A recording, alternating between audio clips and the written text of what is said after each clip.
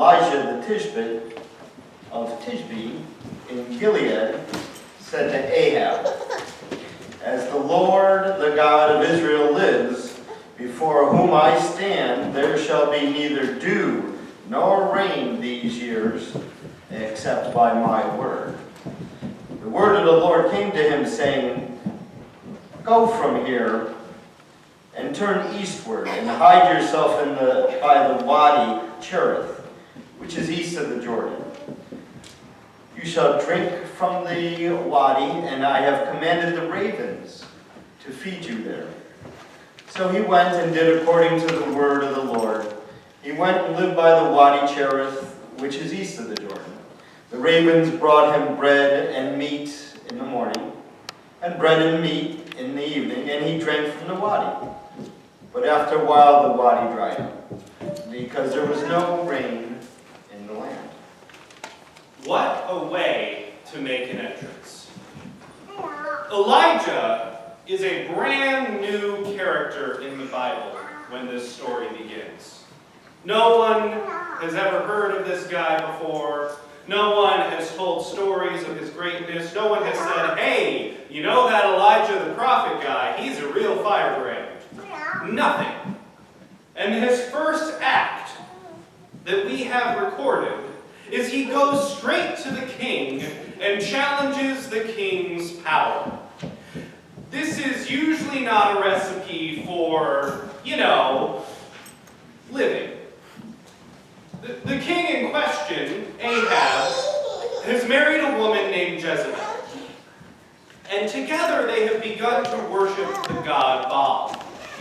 Now, there's an old story that the Canaanites tell about how to tell if Baal has lost his power. And it reads, 7 years Baal is absent. 8, the rider of the clouds. No dew, no downpour.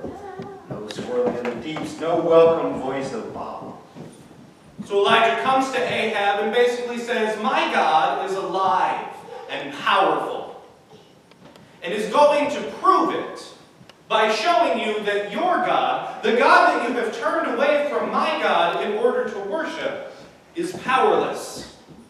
You know that story that people tell about how sometimes Baal gets grumpy and is gone for 7 whole years without there being any rain?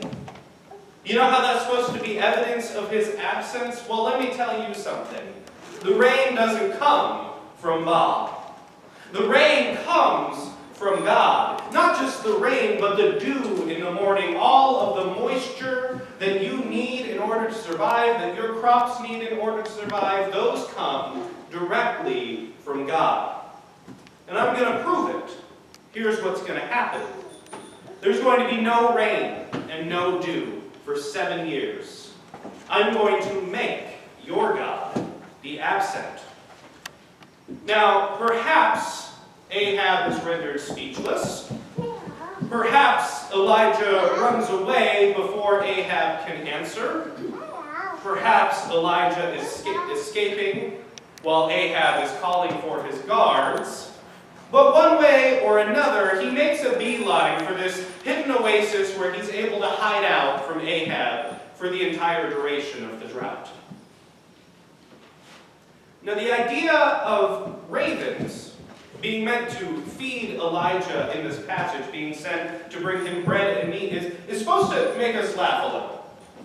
Because if you saw someone lying in the desert, and you saw ravens swooping down to this person, you would not be thinking, "Gosh, look at those birds bringing that nice man food. Aren't they kind birds?"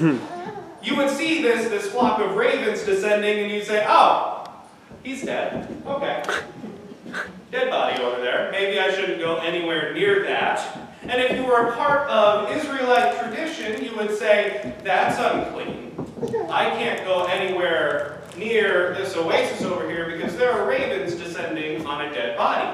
And I can't make contact with a dead body, because if I make contact with a dead body, I'll be unclean." So Elijah is hanging out at this oasis, And these ravens are descending upon him constantly, bringing him food and meat in this really weird reversal. And people are possibly being scared away by this because they're thinking, oh no, dead body shouldn't go anywhere near there. It's this weird reversal that's taking place. And it's not Elijah who's feeding the ravens, but the ravens who feed Elijah. So he has all that he needs to stay in this oasis indefinitely. Well, that is, until the oasis dries up, and then he needs to find a new hiding place. Then the word of the Lord came to him, saying, Go now to Zarephath, which belongs to Sidon, and live there, for I have commanded a widow there to feed you. So he set out and he went to Zarephath. When he came to the gate of the town, a widow there gathering sticks. And he called to her and said, Bring me a little water in a vessel, so that I may drink. And as she was going to bring it, he called to her and said, Bring me a morsel of bread in your hand. But she said, As the Lord your God lives, I have nothing baked, only a handful of meal in a jar and a little oil in a jug. I am now gathering a couple of sticks so that I may go home and prepare for myself and my son that we may eat and then die. Elijah said to her, Do not be afraid. Go and do as you have said, but first make me a little cake of it and bring it to me, and afterwards make something for yourself and your son. For thus says the Lord, the God of Israel, the jar of meal will not be emptied, and the jug of oil will not fail until the day the Lord sends rain on the earth. She went and did as Elijah said, so that she, as well as her and her household, ate for many days. The jar of meal was not emptied, neither did the jug of oil fail, according to the word of the Lord that he spoke to Elijah. There seems to have been some kind of mix-up. God tells Elijah that there's this widow in Zarephath waiting to feed him. So he gets there and he sees a woman and he assumes that she's a widow, and turns out that she is, and he says, Hi, please give me food and water. Except she doesn't have food and water. She's got almost nothing left. She's so destitute that the last thing that she has to look forward to in her entire life is one final meal with her son before the two of them starve to death. And it's very clear that she does not recall receiving any message from God about being supposed to provide for Elijah. Now, most of us, when we ran into this kind of situation, would think, oh, you must not be the right widow. I should go find the other widow who's supposed to be providing for me, the one with all of the money and the food that can take care of that. Good luck with your last meal and you're dying. See you later. Be blessed. I'm going to go find the person I was supposed to meet. So sorry. Not Elijah. Elijah says, no, you're the right woman. So what I need you to do for me is before you go make that last meal for yourself and your son, I need you to cook for me. From that tiny little bit of food that you have for one final meal, you need to make me food. And if you do that, here's what's going to happen. You're going to feed me for 7 more years. I'm going to live with you, and that little bit of flour and that little bit of oil that you have to bake bread with is going to last the whole time. It's going to be fine. Don't worry about it. And for some reason, this woman listens to him, even though he's clearly talking nonsense. Perhaps she's so hungry that she's not thinking straight, but she goes and she makes the food for Elijah before she makes anything for herself. And she gives Elijah the food, and then she makes food for herself and her son. And then she realizes there's a little left. So she makes food for all 3 of them the next day, and the next day, the next day. And before you know it, 7 years have gone by, and that tiny little bit of flour that was supposed to get her through about 2 more days of excruciating agony has kept her, Elijah, and her son fed for an entire 7 years. God empowers Elijah to perform this minor miracle, and so the widow sees him as a meal ticket, and he gets to stay. As with the ravens feeding Elijah, there's some irony happening here on a couple different levels. First off, God has just told a king that that king is going to be destitute. He's not going to get any rain, which means he's not going to get any crops, which means there will be no food on Ahab's table. Ahab is going to have to resort to either begging others for food or forcing others to give him food. But he is not going to be able to provide for himself like a king should. And then God turns around and goes to a starving woman and makes sure that there is enough food on her table to last the whole time that Ahab is suffering. Oh, but it doesn't end there. Because God told Elijah to go to Ahab and condemn Ahab for worshiping Baal. He said, you're not supposed to worship that God anymore. That's not okay, so here's your punishment. And then he sends Elijah to Zarephath in Cana. And guess who the people of Cana were in the habit of worshiping? Yeah. God sends Elijah to the house of a Baal worshiper and says, I'm going to take care of this woman. I'm going to make sure that she's provided for, even though she is worshiping the very God that I am punishing Ahab for worshiping. Ahab's supposed to know better, so he gets punished. This woman living in Cana, where this is just what they do, of course she worships Baal. That's not a problem. Of course you can go stay with her, Elijah. Don't worry about uncleanness. Don't worry about worshiping the wrong God. Do what you got to do, Elijah. The message being sent by God's choice of companions for Elijah is one of extreme reversal. Birds of prey and scavenging come bearing food. A poor woman who worships Baal heeds God's instruction, while the powerful man responsible for ensuring that worship of God happens is preoccupied with celebrating Baal. And through it all, the boundaries of the people of Israel that they wish to place on God are shattered. Elijah, at this point, is apparently a nobody, but God sends him to rebuke the king. Those ravens, on top of being scavenging birds, were unclean, but they were instruments of God, and Elijah ate directly from their mouths.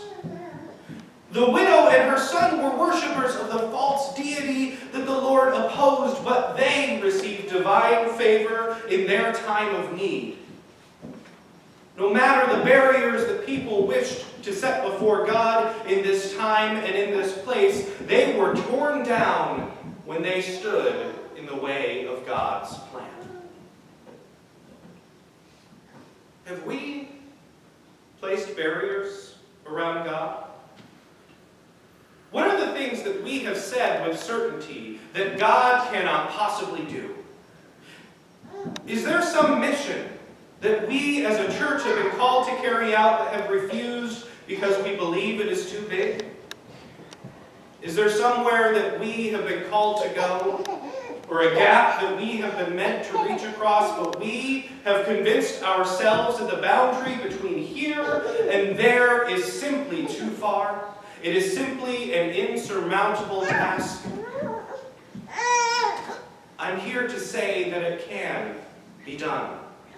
That boundary can be crossed. That gap can be bridged. The impossible can be made possible if it is the will of God. Now, today you may have noticed that the colors in this church have changed a little bit. It's red. And the colors are red today because today is Reformation Sunday.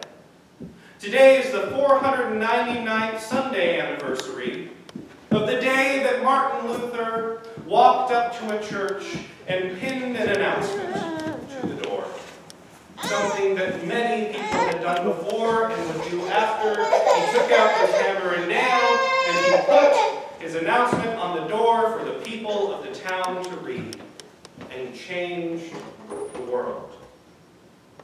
He, a simple priest, living far from the seat of power with no real authority, had studied the scriptures and concluded that some of the things that his church was doing were wrong.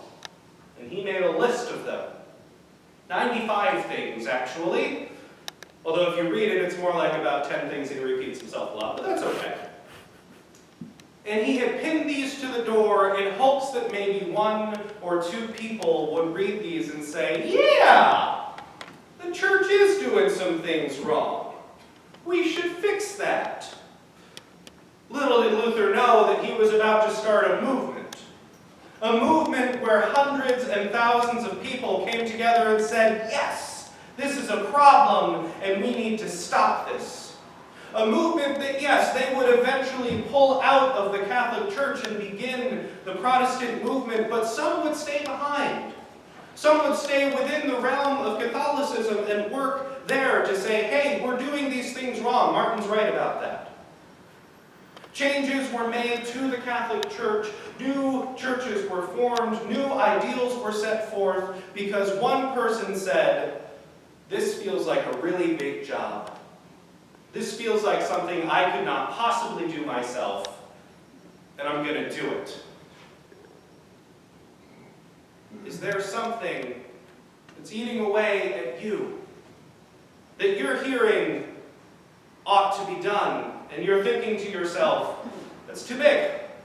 That's not possible. That's not a thing that I can do. That's not a thing that even my church can do. It can be done. So let us, each and every one of us, pursue with boldness the mission to which we have been called. Because if God is with us, we cannot help but to succeed.